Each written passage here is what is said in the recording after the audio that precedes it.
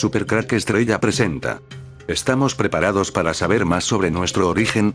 Muchos de nosotros sí estamos preparados, y este vídeo lo hago con el objetivo de difundir el contenido de los trabajos de Zecharia Sitchin y de algunas de las tablillas sumerias que hablaban de nuestro origen, y que fueron encontradas en Nínive en el siglo XIX, y traducidas por Zecharia Sitchin en una saga de libros.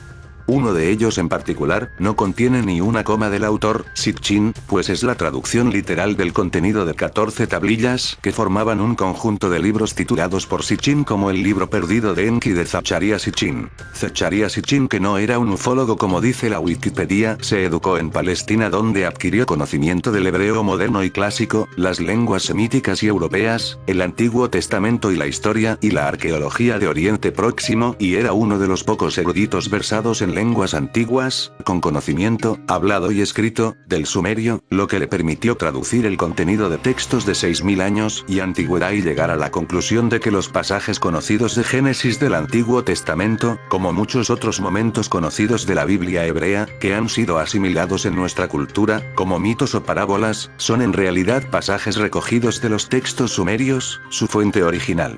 Estos textos, de 6000 años de antigüedad en muchos casos, recogían sucesos y crónicas de eventos muy anteriores protagonizados por seres inteligentes, considerados por los sumerios como superiores o dioses, llegados de otro planeta. A mediados del siglo XIX los arqueólogos descubrieron la antigua capital asiria de Nínive, hasta entonces solo conocida por el Antiguo Testamento, y hallaron en las ruinas del palacio de Asurbanipal una biblioteca con los restos de alrededor de 25.000 tablillas de arcilla inscritas. Algunas tablillas describen la creación de la Tierra actual a partir de un planeta primitivo llamado por los habitantes de Nibiru Tiamat dadora de vida, que se partió en dos a raíz del choque cataclísmico con Nibiru, un planeta llegado de muy lejos, que por alguna razón desconocida, se vio atraído por la fuerza gravitatoria del Sol y colisionó con Tiamat partiéndolo en dos. Uno de los satélites de Tiamat, Kingu, dio origen a la Luna y la otra parte del planeta se extendió en lo que hoy se conoce como el cinturón de asteroides, y los sumerios llamaban el brazalete repujado. Estos textos sugieren que un testigo presencial de todos los acontecimientos, y quien dictó a un escriba los más importantes de entre ellos, de una importancia extraordinaria fue Ea, en sumerio, aquel cuyo hogar es agua. Uno de esos libros, inscrito en 14 tablillas, explican la llegada a la Tierra de seres procedentes de Nibiru hace algunos cientos de miles de años con el objeto de buscar oro necesario para el restablecimiento de la atmósfera dañada en aquel entonces de Nibiru, su planeta de origen, el cual completa un shar, una vuelta a nuestro Sol, cada 3600 años y el cual se acerca, en ocasiones de forma peligrosa, a nuestro sistema solar para completar cada órbita, provocando situaciones peligrosas y eventos geológicos y climáticos, tanto en la Tierra, como en Nibiru.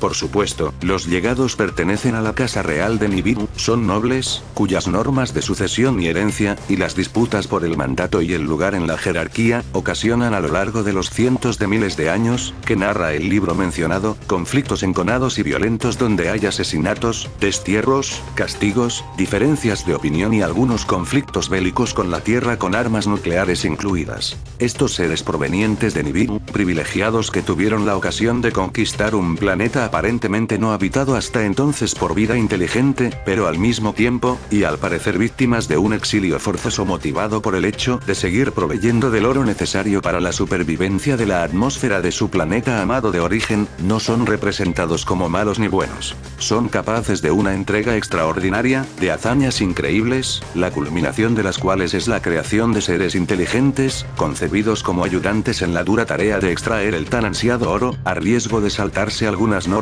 y leyes existentes en el universo y convirtiéndose de esa forma en creadores, pero también conocedores de la envidia, la codicia, la ambición, la insatisfacción, la venganza, el odio y otros sentimientos considerados por nosotros como humanos y los cuales provocan divisiones entre dos clanes durante cientos de miles de años, el encabezado por Enki y el liderado por Enlil, su hermanastro. Tres hermanos, Ea, luego llamado Enki, Enlil, señor de mandato, a quien se asigna la misión de la Tierra, y Ninki son los protagonistas principales de esta historia, los tres hijos de Anu, soberano de Nibiru. El relato sencillamente narrado resume la historia de cientos de miles de años desde la llegada de los Anunnaki a la Tierra hasta el ascenso de Marduk, el primogénito de Enki, al poder en Egipto.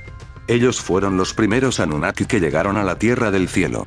Su misión y la de sus descendientes en la Tierra comenzó a complicarse seriamente cuando decidieron crear al trabajador primitivo, no sin antes sortear muchos obstáculos éticos, políticos y técnicos. Lo importante sobre el origen de la humanidad es que es un hecho absolutamente único.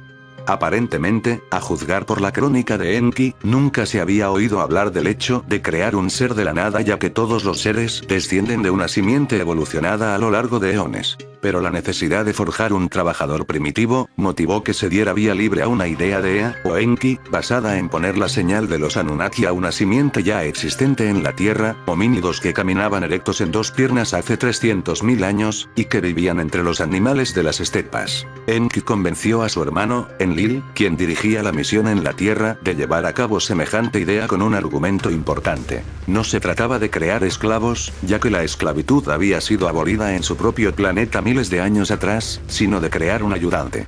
No se trataba de crear un ser de la nada, algo en manos únicamente del creador del todo, sino de favorecer la evolución poniendo la marca de los Anunnaki en seres homínidos propios de la Tierra.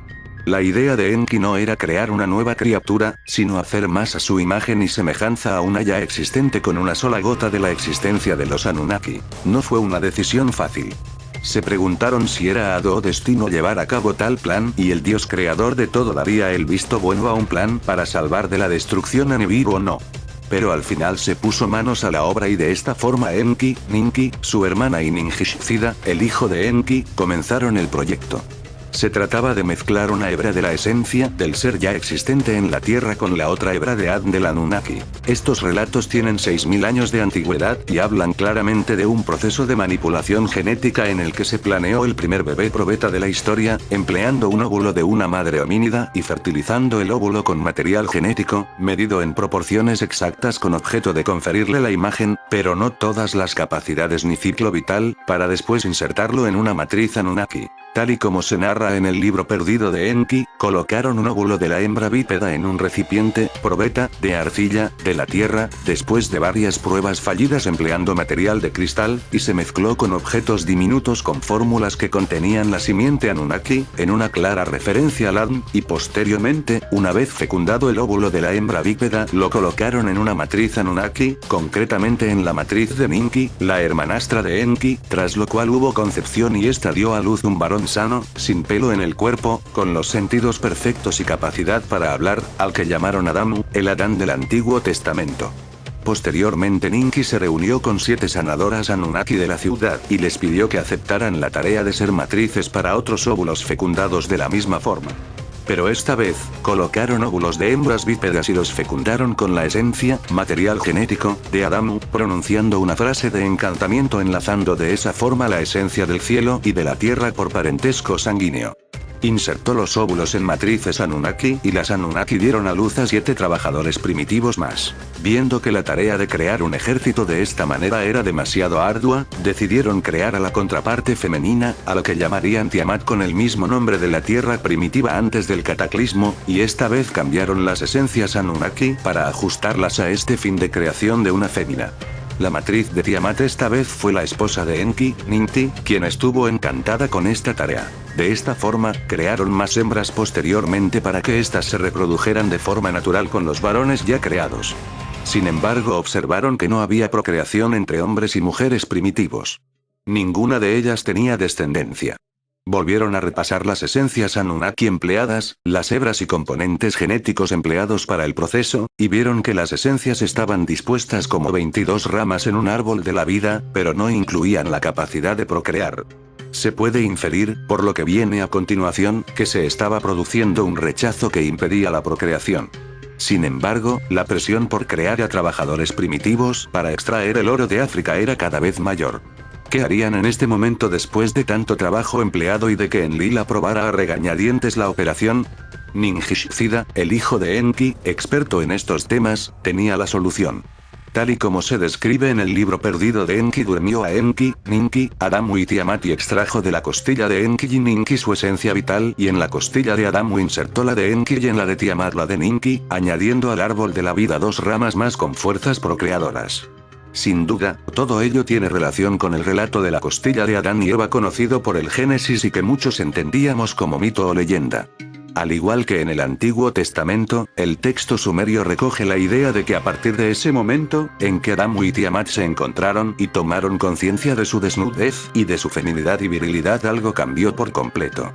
Todo ello horrorizó a Enlil, que creyó que se les había dado a esos seres creados las últimas porciones de la esencia vital Anunnaki, y que quizás se les había conferido incluso sus ciclos vitales, de miles de años de vida, y la capacidad de autocuración y autorregeneración.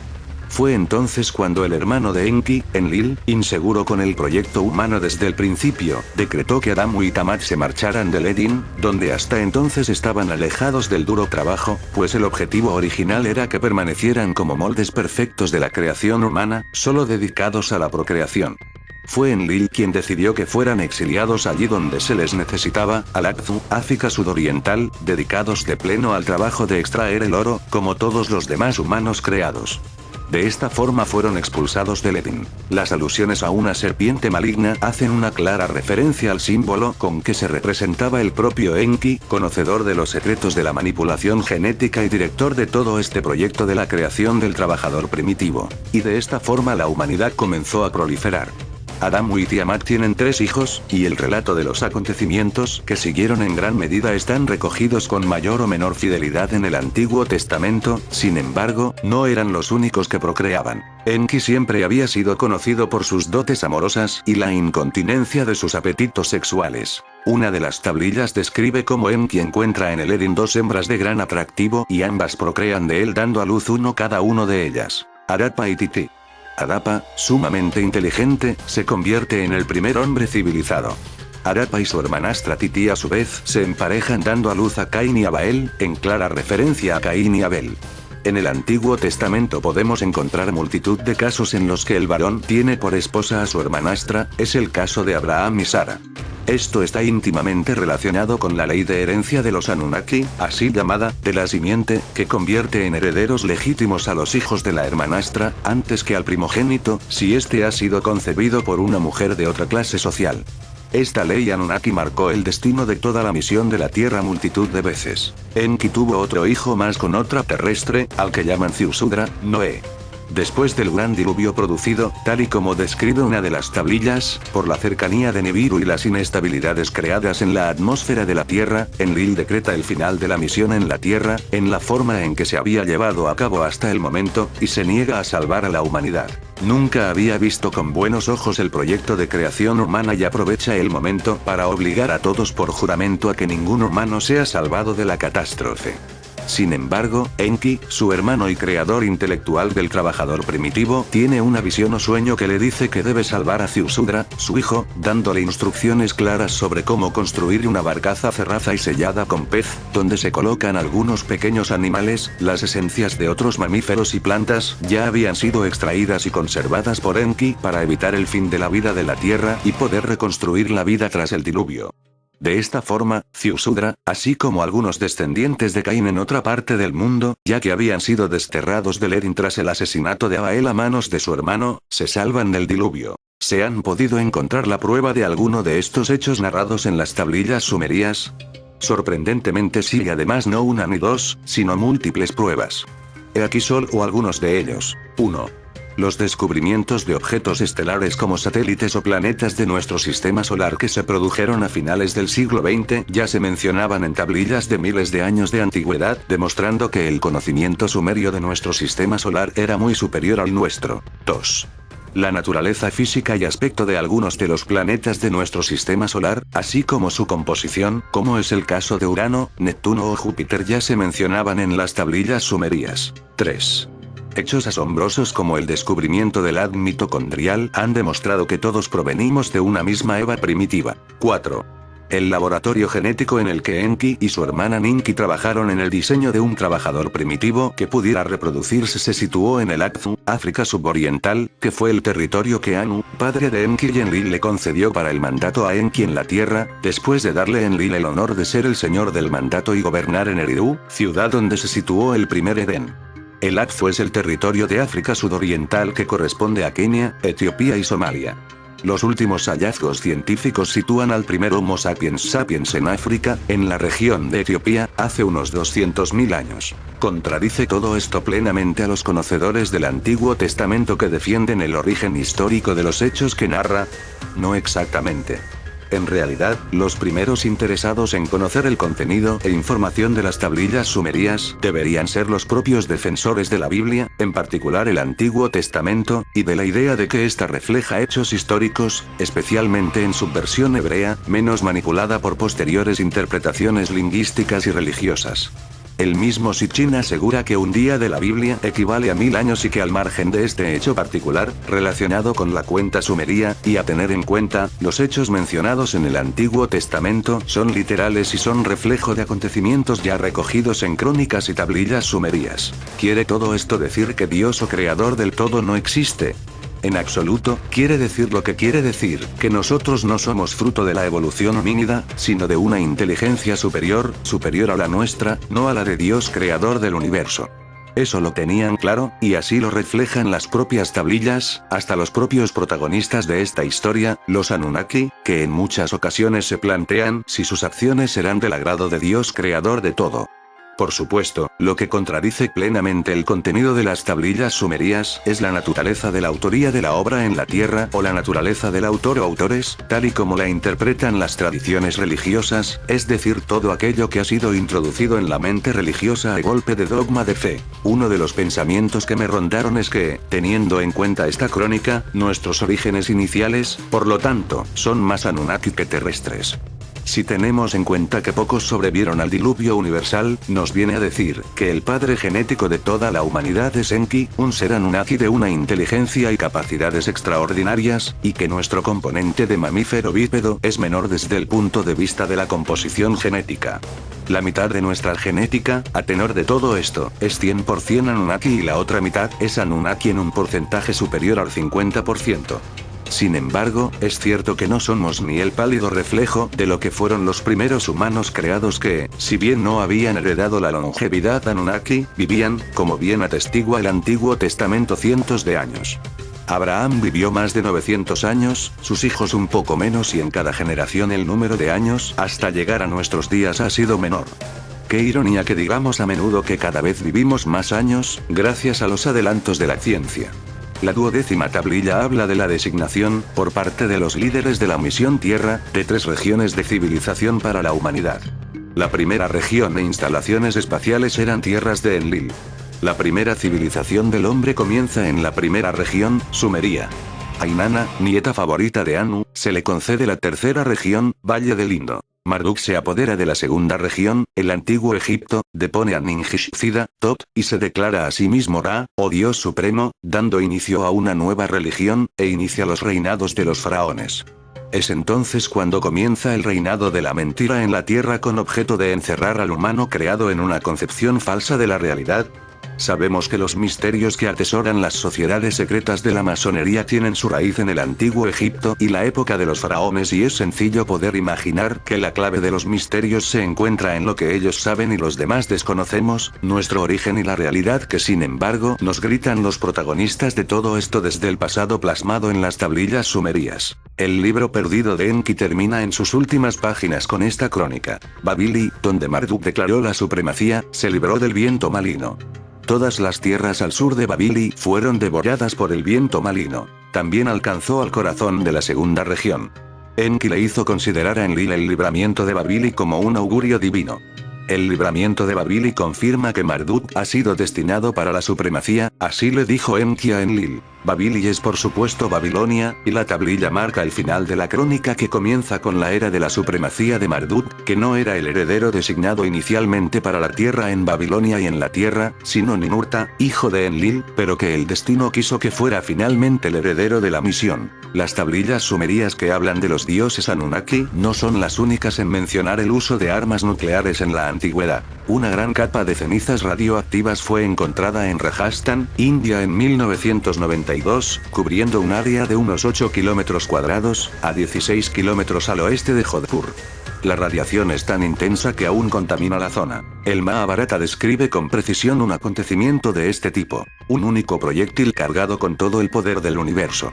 Una columna incandescente de humo y llamas tan brillante como 10.000 soles se elevó en todo su esplendor, era un arma desconocida, un rayo de hierro, un gigantesco mensajero de muerte que redujo a cenizas a una raza entera. Marduk y su ciudad Babili no se vieron afectadas por esta catástrofe nuclear, lo que originó su designación como heredero de la misión en la Tierra. Muy probablemente la esposa de Lot no fue convertida en sal por el castigo de Dios al desobedecer su orden, sino que fue convertida en polvo como consecuencia de una explosión nuclear.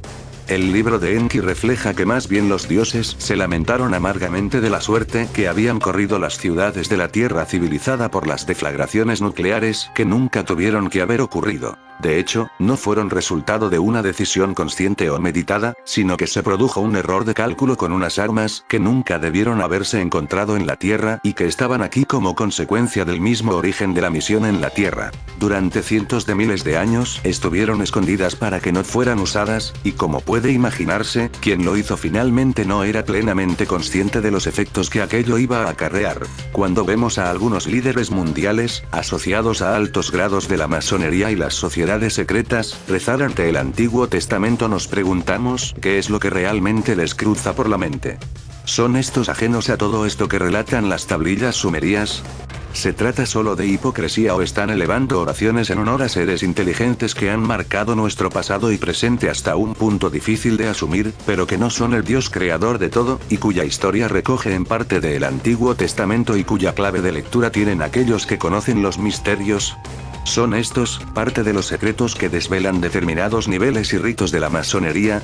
Algunas reflexiones personales. Si la datación y el origen sumerio de las tablillas sumerias es incontestable, si ninguna autoridad científica, versada en idiomas de la antigüedad, ha contradicho jamás una coma de las traducciones de Sitchin, si jamás se ha negado el origen milenario de las tablillas sumerias, que hoy están expuestas en algunos prestigiosos museos del mundo, dado que multitud de hechos que narran las tablillas han sido posteriormente verificados y encontrados correctos por nuestros conocimientos científicos, ¿acaso no estamos obligados a considerar esta visión sobre nuestro origen y el pasado de la Tierra? La dificultad para asumirlos en su totalidad ciertamente es inmensa, en particular el hecho de asumir que podríamos ser producto de la manipulación genética por parte de seres más inteligentes, y diseñados a imagen y semejanza de seres superiores en inteligencia, desarrollo tecnológico y civilización, y con conocimiento profundo de la genética y la naturaleza. Si tenemos en cuenta la capacidad que tenemos de modificar nuestra propia genética con nuestro pensamiento o campo informático a nuestro alrededor, y el hecho de que, como consecuencia, se produzca una selectiva impresión de nuestros genes a partir de nuestras propias creencias, me atrevo a concluir que la humanidad está atrayendo o expresando su parte más homínida en detrimento de otras menos animales y más interesantes en cuanto al potencial de creación y creatividad innatas, y que sin embargo están presentes en nuestros genes desde el comienzo de la humanidad, ya que nada se crea ni se destruye, solamente se transforma, de manera que ese potencial inconmensurable está ahí. ¿No es este también el objetivo de Matrix?